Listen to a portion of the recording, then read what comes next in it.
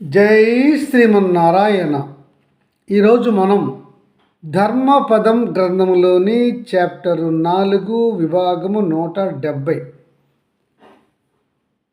దుర్యోధన దుశ్శాసన ద్వంద్వ యుద్ధం, దుశ్శాసన సంహరణం చూద్దాం. మహారాజా ఈరోజు 17వ రోజు యుద్ధం సాయంకాలం సమయంలో దుర్యోధనుడు,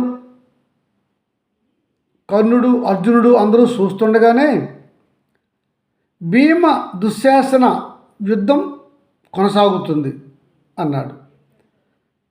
సంజయ, భీముడు దుశ్శాసనుడు యుద్ధం చేస్తున్నారా? చెప్పు, నా కుమారుడు ఎలా యుద్ధం చేస్తున్నాడో చెప్పు అన్నాడు మహారాజు. మహారాజా, నీ తమ్ముని రెండవ కొడుకు తీవ్రంగానే యుద్ధం చేశారు కొంతసేపు. కానీ ఎంతోసేపు నీ కుమారుడు భీమసేనుడితో యుద్ధం చేయలేకపోయాడు. భీమసేనుడు యుద్ధం చేస్తున్నంతసేపు కోపము, కక్ష, అక్కసు అంతా ఉన్నట్లుగా మనకి బయటికి కనిపిస్తూ ఉన్నది.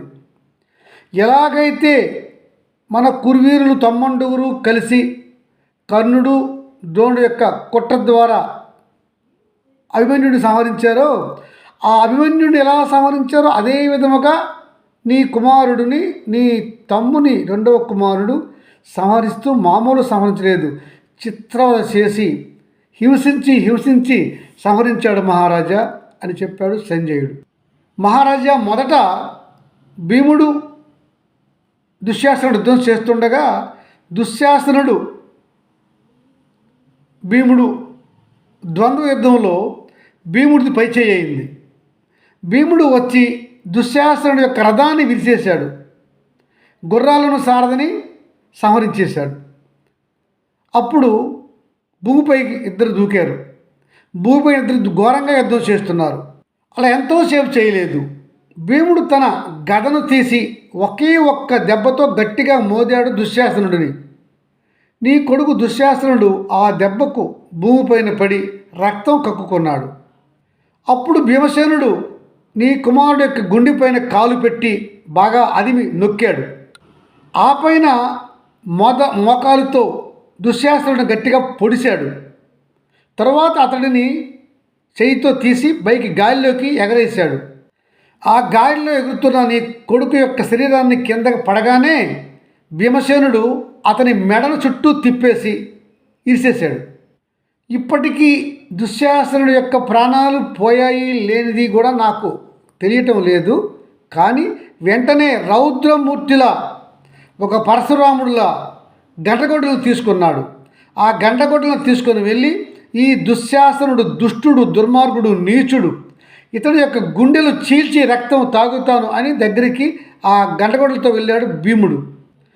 అలా గంటగొడ్డలు తీసేసరికి కర్ణుడు, దుర్యోధనుడు అంతా చూస్తున్నారు. ఇతర మన కురువీరులు కూడా చూస్తున్నారు భీమసేనుడిని. అంటున్నాడు భీముడు, మీ కురువీరులు ఎవరైనా ధైర్యం ఉంటే నన్ను వచ్చి ఆపండి. నేను ఇప్పుడు ఈ దుశ్శాసనుడు యొక్క గుండెలు చీల్చి రక్తం తాగుతాను అని గట్టిగా కేకలేస్తున్నాడు మహారాజా. ఆ కేకలు దుర్యోధనుడు, కర్ణుడు, ఇతర కురువీరులంతా కూడా వింటున్నారు.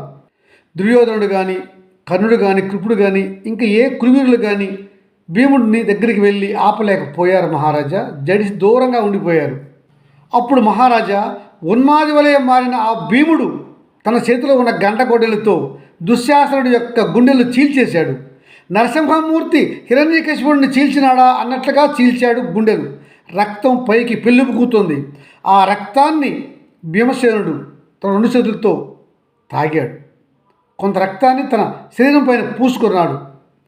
అతడు వికృతంగా గీంకరిస్తున్నాడు, అరుస్తున్నాడు. అతని కోపము చల్లారటం లేదు. గట్టిగా కేకేస్తూ, కురువీరులారా వినండి, నా యొక్క 2 ప్రతిజ్ఞలో మొదటి ప్రతిజ్ఞ ఈ దుశ్శాసనుడిని సంహరించి రక్తం తాగాను. ఇంక రెండవ ప్రతిజ్ఞ ఆ దుష్ట దుర్యోధనుడిని సంహరించి తలపై తంతాను. ఇదేనా వాగ్దానం, అంతా వినండి అని గట్టిగా కేకలిస్తున్నాడు ఆ భీముడు. ఇలా మరలా ఒక్కసారి ప్రతిజ్ఞ చేస్తున్న భీమసేనుడిని చూసి కర్ణుడు, దుర్యోధనుడు, కృపుడు అంతా కూడా దూరంగా పారిపోయారు. ఇంక మన కురు సైన్యాలు అయితే ఈ భీకర దృశ్యాన్ని చూసి పరుగు లంఘించుకున్నాయి. ఎవ్వరూ దగ్గర ఉండట్లేదు. ఎందుకంటే అక్కడ భీముడిని చూస్తే ఉగ్రసేను ఉగ్రంగా కనిపిస్తున్నాడు, నరసింహమూర్తిగా కనిపిస్తున్నాడు. ఎవరు అతను చూడడానికే సాహసించట్లేదు. అంత భయంకరంగా ఉన్నాడు ఆ భీముడు. మహారాజా, ఇలా భీముడు విలయతాండవం చేస్తూ ఉండగా భీముడిపైకి యుద్ధానికి వస్తారేమో, ఒకవేళ కురువీరులు వారిని ఎదుర్కొనాలి అని శ్రీకృష్ణ పరమాత్ముడి యొక్క సారథ్యంలో ఉన్నటువంటి అర్జునుడు అక్కడ దగ్గరగా భీమసేనుడికి రక్షణగా ఉన్నాడు. ఎవరు కూడా భీముడి దగ్గరికి రాలేకపోయారు. రక్షణగా అర్జునుడు ఉన్నాడు కనుక. అయితే నీ కుమారులు 10 మంది తీవ్రంగా సైన్యాన్ని తీసుకుని వచ్చి ఒక్కసారిగా అర్జునుడిపైకి భీముడిపైకి వచ్చారు. నీ 10 మంది కుమారులు కూడా అర్జునుడిని విడిచి మరలా భీముడిపైకి యుద్ధంకి వెళ్ళారు. చూశాడు అర్జునుడు. 10 శరములతో నీ 10 మంది కొడుకుల యొక్క శిరస్సులు తెగనరికేశాడు అర్జునుడు. సంజయ, ధర్మము అంటున్నావు. చూడు, ఆ దుర్మార్గుడు భీముడు దుష్టుడు. నా కుమారుడు ఎలా హింసించి చంపాడు. ఆడికి ధర్మం ఉన్నదా? నీచుడు వాడు, అడు పరమ పాపాత్ముడు సుమా అని చెప్తున్నాడు మహారాజు కోపంతో. ఒక వీరుడు యుద్ధం చేసి సంహరించవచ్చు, తప్పు లేదు, కానీ ఇలా నీచంగా చంపవచ్చునా అన్నాడు. అంటుంటే మాట్లాడుతున్నాడు, చెప్తున్నాడు సంజయుడు. మహారాజా, ధర్మయుద్ధం రీతిలో అయితే భీముడు అలా దుశ్శాస్త్రుడిని చంపి ఉండకూడదు. బహుహీనంగా చంపాడు. అది నాకు కూడా బాధాకరంగా ఉన్నది. అది ధర్మం కాదు కూడా. కానీ మహారాజా, మన కురువీరులకు కూడా బాలుడు, అర్జునపుత్రుడు, అభిమన్యుడు యుద్ధం చేస్తూ ఉండగా చాలేకపోయి పారిపోయి అలా ఒక్కసారిగా మూకుమ్మడిగా వచ్చి దొంగతనంగా విల్లు విరిచి అతడి 90 మహావీరులు పొడిచి ఇలాగే క్రూరంగా చంపారు. ఆనాడు కూడా మనది అధర్మమే కదా, అది కూడా మనం గుర్తుంచుకోవాలి కదా మహారాజా. ఈలోగా కర్ణుని యొక్క రథసారథి శల్యుడు కర్ణుడిని ప్రోత్సహిస్తూ పద అర్జునుడితో యుద్ధం చేద్దాం, మనం త్వరపడు అని కర్ణుడిని అర్జునుడితో యుద్ధానికి ప్రేరేపిస్తున్నాడు శల్యుడు. మహారాజా, ఈలోగా కర్ణుని యొక్క కుమారుడు వృషసేనుడు యుద్ధం చేస్తున్నాడు. అతడు అర్జునుడిపైన, నకులుడిపైన తీవ్రమైన శస్త్రాలు వేసి కొట్టి బాధించాడు. అప్పుడు కర్ణుడు, దుర్యోధనుడు, అర్జునుడు చూస్తుండగా నకులుడు ఒక శస్త్రము, మంచి శరము తీసి గురి చూసి ఆ కర్ణుడి కుమారుడు వృషసేనుడి యొక్క తలను నరికేశాడు. మహారాజా, ఇక కర్ణార్జునుల యుద్ధము ప్రారంభమైంది. మీరు కోరుకుని ఇదే కదా. చూడండి, ఈ కర్ణ అర్జునుల యుద్ధాన్ని చూడడానికి పైనుంచి దేవతలు, ముఖ్యంగా శివుడు, బ్రహ్మదేవుడు, ఇంద్రుడు, ఇతర గొప్ప దేవతలంతా పైనుంచి వచ్చి చూస్తున్నారు. కర్ణార్జునుల యుద్ధం ఎలా జరుగుతుంది అనేది వారి యొక్క ఉత్కంఠ చూపులు చూస్తున్నారు. అప్పుడు దేవతలలో బ్రహ్మదేవుడు చెప్తున్నాడు శివుడితో, శంభో శంకర పరమశివ, నేడు అర్జున కర్ణుల ఘోర యుద్ధం జరగనున్నది. ఇద్దరూ మహావీరులే. వీరి ఘోర యుద్ధానికి సారథిగా ఉన్నాడు అర్జునునికి శ్రీకృష్ణ పరమాత్మ. ఈ యుద్ధం వల్ల ఈ విశ్వానికి, ప్రపంచానికి ఏమైనా నష్టం కలుగుతుందేమో కదా అన్నాడు బ్రహ్మదేవుడు. అవును బ్రహ్మదేవ, యుద్ధం జరుగుతుంది, జరగనివ్వండి, ధర్మ సంరక్షణలో భాగమే కదా అన్నాడు శివుడు. అలా కాదు పరమశివ, మనం వారిద్దరి దగ్గరికి వెళ్ళి వారి యుద్ధాన్ని ఆపితే, ప్రళయం లాంటి వారి యుద్ధాన్ని ఆపితే విశ్వానికి ఏమీ హాని జరగకుండా ఉంటుంది కదా, ఆపుదామా అన్నాడు బ్రహ్మదేవుడు. అంటున్నారు శివమహాదేవుడు, బ్రహ్మదేవ, అది ధర్మయుద్ధము. ఇద్దరూ మహాపౌరుషంతో బలంతో యుద్ధం చేస్తున్నారు, చేయనివ్వండి. మీరెందుకు వెళ్ళి ఆపుతారు వాళ్ళని? వారి యుద్ధము వారి ఇష్టము, ధర్మంగా చేస్తున్నారు కదా, చేయనివ్వండి. మనం ఎందుకు వెళ్ళి వారి యుద్ధాన్ని మధ్యలో కలుగు చేసుకొని ఆపవలేను? అవసరం లేదు, జరగనివ్వండి.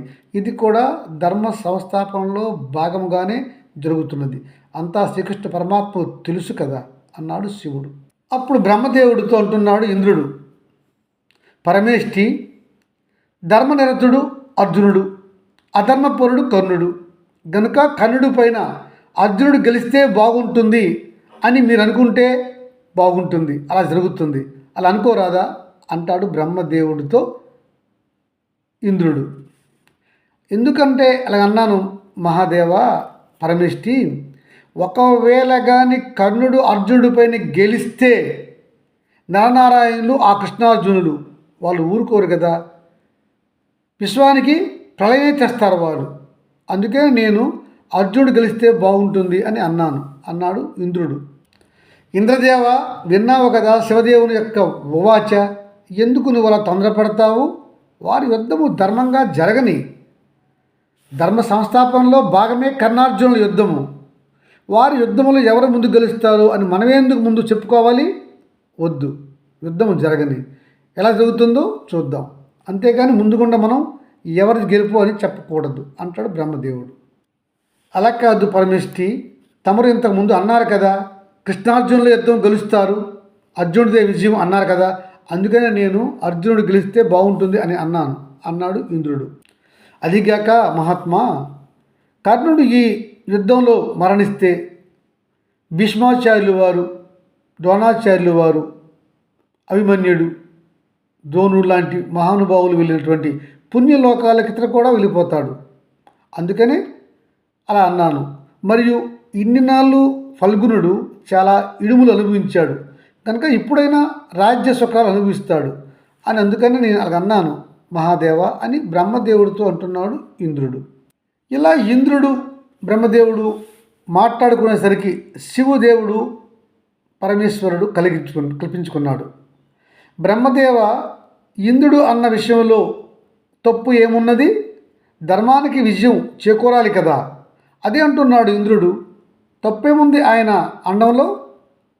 మనం కూడా ధర్మానికే విజయాన్ని చేకూరుద్దాం, తప్పు లేదు అన్నాడు శివుడు. తదుపరి శివమహాదేవుడు అంటున్నాడు బ్రహ్మదేవుడితో ఇంద్రుడితో, బ్రహ్మ ఇంద్రదేవతలారా, నరనారాయణులు విశ్వ కళ్యాణార్థమై ధర్మ సంస్థాపనార్థమై భూమిపైన జన్మించిన వారు ధర్మాన్ని సుస్థిరం చేయబూనున్నారు. వారికి అపజయం కలుగుట ఎట్లు? వారికి అపజయం కలిగితే ధర్మ సంస్థాపన అర్థం ఎలా జరుగుతుంది?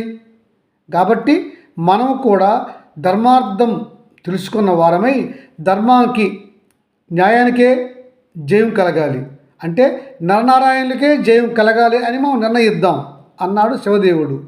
అలాగే మహాత్మా అన్నాడు బ్రహ్మదేవుడు ఇంద్రుడు. అలా అనగానే సర్వదేవతలకు కూడా నరనారాయణులకు కృష్ణార్జునులకు జయం కలుగుగాక అని దీవించారు ఆ పైనుంచి. అలా అందరు దేవతలు కృష్ణార్జునులు దీవించగా అట్లే జరుగుగాక అని సర్వభూతములు అన్నవి. జై శ్రీమన్నారాయణ.